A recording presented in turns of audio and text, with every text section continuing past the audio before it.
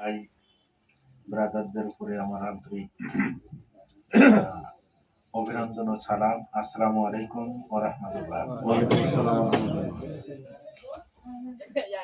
একটা বিষয় হচ্ছে, নিশ্চয় আমারে দেখতে পাচ্ছেন যে আমি আমার বাম চোখটায় সাংঘাতিক ধরনের একটা ক্ষত দেখা যাচ্ছে। এর ঘটনাটা হচ্ছে, আমাদের গাবুরা ইউনিয়নের চেয়ারম্যান উনি দীর্ঘদিন ধরে একটা বিষয় নিয়ে তালবাহানা করতে ছিল। সেই বিষয়টা হচ্ছে, ওনার স্কুলের একটা জমি আছে আসাব বোদ্দারের ঘেরে। এই জমিটা ওনার একটা দলিল, সেই দলিলটা 1970 সালের দলিল। ওনার ওই দলিলের দুইজন দাতা, একজন হচ্ছে বেনিকান্ত ছেলে রাজেন্দ্র, আর হচ্ছে যতীন্দ্র, আর একজন হচ্ছে তার নাম হচ্ছে রাজেন্দ্র। এসে খতিয়ানের মালিক। তাতে করে দেখা যায় 37 শতক জমি ওই মালিকদের বৈধ আছে হিসাব। একদিন ওনার কাছে আমরা গেলাম, আসাব বোদ্দারা যেই কাগজপত্র প্লেস করার পরে উনি ওইটা মানল না। উনি বললেন যে বেনিকান্তর এক সন্তান,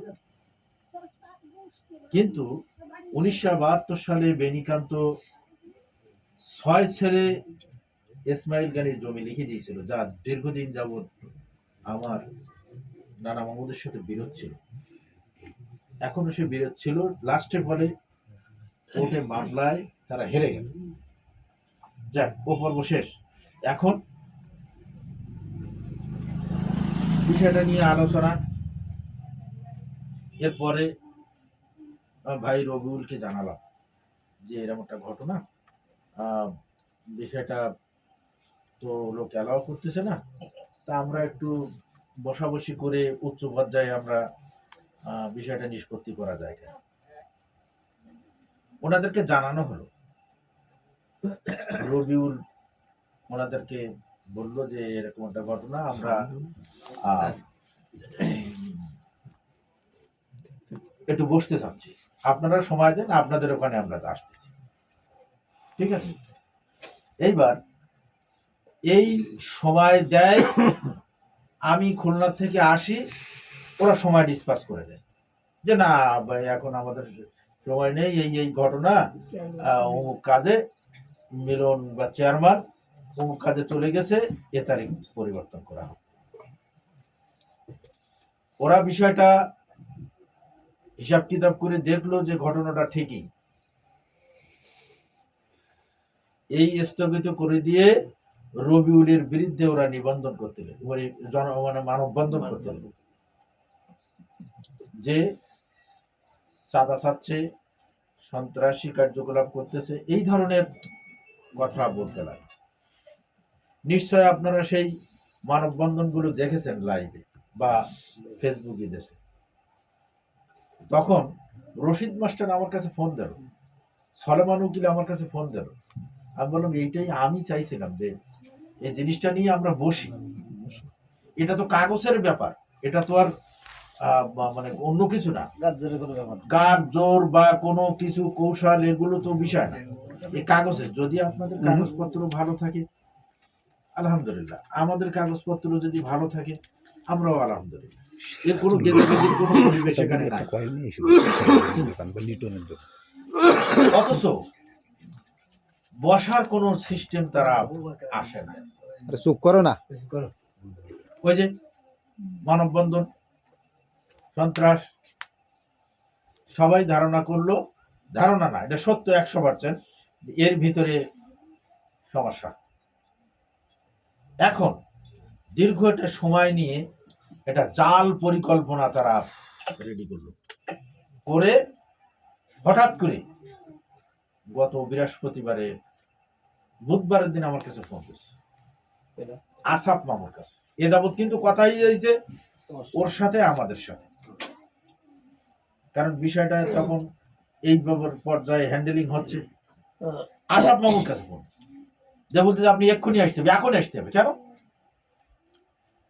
কাগজপত্র দেখতে। তখন আসাদ মামু বলল যে আপনাদের আগে 3 তারিখ আমাদের অ্যাভয়েড করলেন, সময় দিলেন, আমি লোকজন আনি, সে লোকজন আবার চলে গেল, এখন আপনি হঠাৎ করে বলতেছেন যে তাহলে তো আমার সময় দিতে হবে। যাই হোক, বলুক, আমার কাছে ফোন করলো।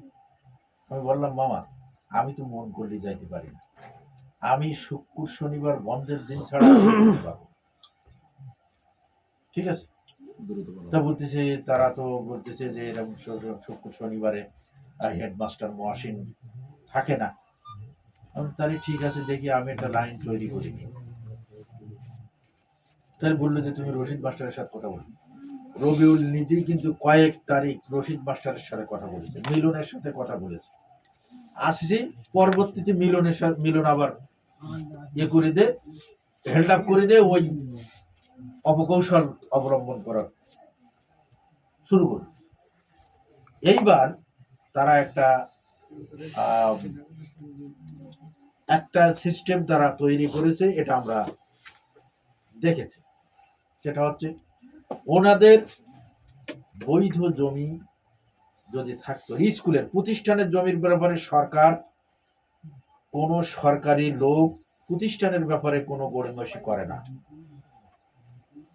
সরকারি জমিও যদি সরকারের নাম মানে প্রতিষ্ঠানের নামে দিয়ে মানে রেকর্ড সংশোধন বা রেকর্ড করে দেওয়া লাগে, সেটা দিয়ে দেয়। সরকার প্রতিষ্ঠানের ব্যাপারে খুব সদয়। কিন্তু জমি হচ্ছে 2 একর, অথচ তাদের মাঠ পর্চা হয়েছে 70 থেকে 72 শতক। এ কিন্তু সব ওপেন কাগজই।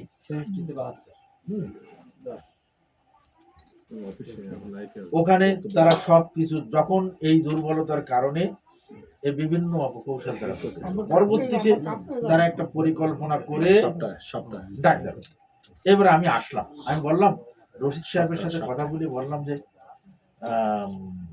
মাস্টার আমি ঠিক আছে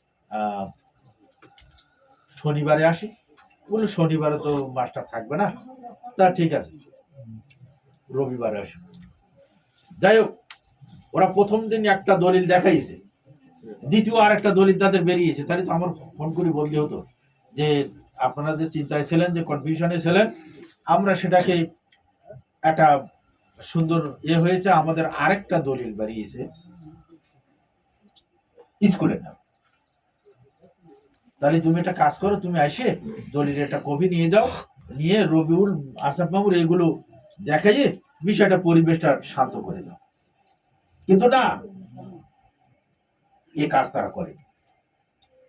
আমাকে বারবার, আমি সকালে ফোন করে বললাম আজকে সকালে আমি ওই খুলনা থেকে আসলাম, আসার পর আজকে প্রোগ্রাম, সকালে আমি নিজেই ফোন দিলাম যে আমি অনলি একা, কেউ আসবে না, কারণ স্কুলের প্রতিষ্ঠানের ব্যাপার, আমি একা আসবো, কাগজপত্র আমি দেখাই যাব, ঝামেলা শেষ। এখানে কোনো মামলা মকদ্দমা সিভিল কিছুই হবে না। এইবার বললো আসাম তো তারা সাথে করে নিচ্ছে। আমি আসাম মামুর কাছে ফোন দিলাম, সাহেব আলী আমাদের জয়েন্ট নানার মানে ভাইস নানার ওয়াইফ মারা গেছে আজকে। ও লোক বললো যে আমি তো সেইখানে, আমি সঙ্গে সঙ্গে জানাই দিলাম। দিদি বললো, রশিদ মাস্টার বললো তাহলে তুমি আসো, আসি চেয়ারম্যানের বলে যাও, পরবর্তীটা দিন ধার্য হোক। ঠিক আছে। যাই হোক, আমি সেখানে সশরীরে দ্রুত উপস্থিত হলাম, যে ওইখানের কথা শেষ করে আমি আবার ওই জানাজায় পৌঁছে যাব। কথা হয়ে গেল এদের সাথে যে একসাথে যাব। গেলাম, যেই দেখি ওরা চলে গেছে। এবার ফোন দিলাম, দিলি বলতেছে যে আমরা তো বিশেষ কারণে ডুবুরিয়ায় আছি, তুমি ঘন্টাখানি অপেক্ষা করো, আমরা আসতেছি। আর যদি না হয় তাহলে তুমি ওই হেডমাস্টারের সাথে পুনরায় একটা দিন করে দাও। বলি তাহলে বিকেলে আসি, আমরা ওখান থেকে আসলি বিকেলে আসবো। এটা তো আসলে জটিল, আমি যতটা এটা মনে করতেছি। তো তাই হোক। এইবার